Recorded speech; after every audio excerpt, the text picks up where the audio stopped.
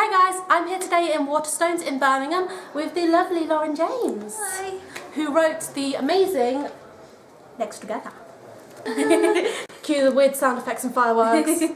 Explosions, yeah. So the Next Together is a YA book which is basically... Why don't you explain and summarise it, because I'm bad at that. So it's a reincarnation romance about a boy and a girl who keep being brought back to life throughout history, and every time they fall in love and they have to save the world along the way. And usually die. Yes, and lots of terrible things happen as Lots well. of terrible deaths. Some people on Twitter asked, what inspired you to write? I've always been a huge reader, and I guess I just wanted to write the book that I wanted to read. And like, so you know when you get that itch of you're like, oh, I really want to read a book set in a mystical library, and you're like, oh, there's cat zombies, and you're like, but it doesn't exist, so I wanted to just write the book. I'm stuck on the cat maybe zombies. That will be my next book, Cat Zombies. Yeah, if you're a sequel to this, cat zombies are the way to go.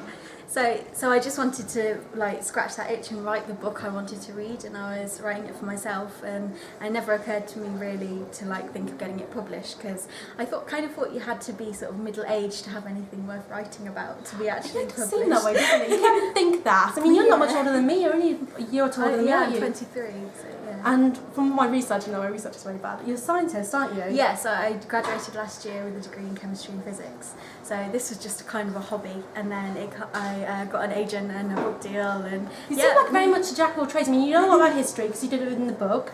She's writing a book. She's got a degree in chemistry. It's like usually people are on one facet. Yes, I'm.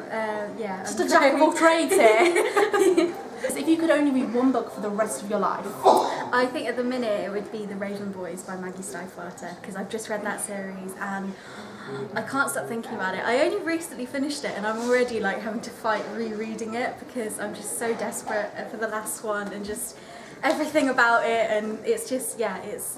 Coincidentally enough, guess what I'm in the middle of reading? Are you reading them? The Raven Boys! I'm in the middle of reading The Raven Boys. They get so good. Like, at the start I wasn't expecting to love it as much as I ended up loving it, and then every book just builds and builds, and it's just... I know, I heard it gets better and better, but part of me's feeling like, should I put it to the side until the fourth book's out? Then that binge might be a them. good idea. Binge the series. It does get quite torturous having to wait. Yes, I know the feeling right now. She ended this book in a way that's like, I need more, but she's been banned from telling me. I've got to wait a year. I've got a vow of silence. So why did you gravitate toward war zones or times of war in the different timelines in the book? So as a writer, obviously I need a lot of research to get historical accuracy in my writing, and the best way I found to do that is to find sort of primary sources, so diaries and letters from people who were living there at the time, and I found a lot of those for sort of wars that were available to access for free on Google Books, which was a major point in me when I was choosing like what to write about, was what I could access for free online. So is that how you did the majority of your research, free online? Yeah, because I was like a first year university student when I was writing it, and I just did not want to spend any money. I'm about to start my second year, I feel you there. And also I think the idea of the book is that throughout history they keep being brought back to life, and it goes from far in, like 2 centuries in the past into the near future, and in every life the changes and the events that take place get more and more serious, and they have big implications on the rest of the world, and so I started off with kind of relatively minor events, and then as they move forward they get more and more bigger, and so I wanted like big wars that I could sort of use to show that. When I read the first bit of the first timeline, I was like, I just couldn't get out of my head the outline of the theme tune. Because the minute I heard Jack about it, I was like, wait, I know this time in history, I actually have read about it. Yes, I was a big Outlander fan when I was about 16. So. I've actually read the books yet. I've watched the TV show and I've bought the books in preparation to read them. Yeah, they're very chunky. So they are chunky, but I feel like I get through it in a few days if I sit down and pay attention to it. Yeah. But I'm one of those people that there's so many good books to read, and it's just dedicating time to one book at a time is very difficult. Yes, I feel that. What book are you currently reading? I'm reading the new Margaret Atwood, The Heart Goes Last, which is so good. It's about it's like set in the near future when like there's economic collapse, and as like a way to fix the economy, they have people go into prison for a month at a time, and then swap with another couple, and they go into prison and they like live in the same house. Oh, this sounds very for a month, and it's just it's so intense because they kind of get obsessed with the other couple, and they like live in the same house. It's that does sound blowing really my mind. interesting. that does sound super interesting. If you could pick any time zone in the entire world, even in the future, mythical future time zone, where would you want to live? And you can't be Claire. Yeah. Anywhere where there's Jamie Fraser. Anyway, if there's Jamie Fraser, all girls are happy. I think somewhere in the future, I'd love to see what like space travel was like and see the first human settlement on another planet. I think that would be amazing. So. We discussed that in the car the other day. Me and my partner, he wants to go and colonise Mars. I don't think I'd like to be the one in charge of it because I feel like it would be a lot of like building and agriculture. But He just wants to be there. Yeah, he just wants to be when there. they've got working showers. We were discussing it. Like, if you go and colonise Mars, you're gonna have to actually have kids. Yeah. My partner doesn't want kids. He's like, so many kids. I will have kids for Mars.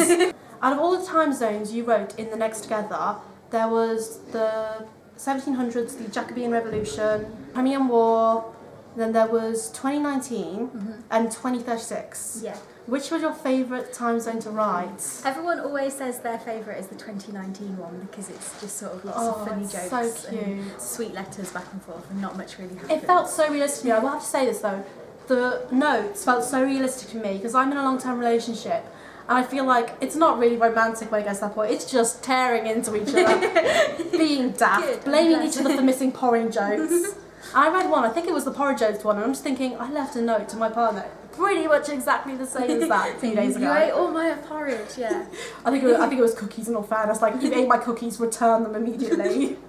So everyone always says that's their favourite, but I think my favourite is probably the 1745 one because I just love me like Regency romances, and I think that one I find the sweetest. So. It's a lot more innocent in that time. Yeah, like they only ever kissed in that time. Yeah, it's a lot more gentle and sort of slow paced. It's a lot more etiquette, isn't it? Yeah. The next is a bit of a random question sent in via Twitter. What is your favourite Disney movie and your favourite Disney princess, and why? I think my favourite Disney princess is Mulan because she's just very cool. And my favourite Disney film, I'm not sure about that one. I like them all, I think, is my answer. Just I'm a big fan of Hercules. Oh, yeah. The music, the songs in that one are the best. Zero to Hero, Alto Sam in Love. All the songs are amazing in Hercules, definitely. Anything with the songs in, I think, is... All the classical musical ones that you like grew up with. Like people our age grew up with them on the VCR tapes. Yeah, I had them all. Yeah, you have them all on VCR and watch them. And that makes them better than like the new ones. Yeah, we're the original old school Disney. What is your current favourite UKYA book? I think it's always going to be The Northern Lights by Philip Pullman because you just can't beat it. It's just got everything you could want in a book, and it's going to be the book I always go back and reread forever. So. I loved that as a child. I did love that series.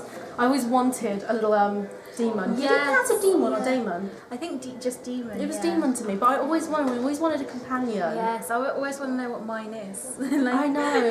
I feel like mine wouldn't have set yet. Mine would still be changing like a child's. Just forever. Because I'm not grown up yet. We masquerade as grown-ups, but we're not really grown-ups. Definitely not. I still don't feel like a grown-up.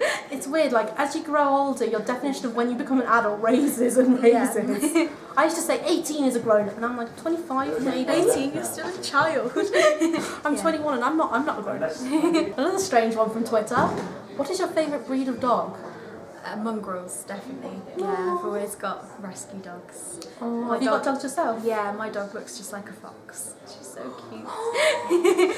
Like a red fur and everything? Yeah, she's... that sounds adorable.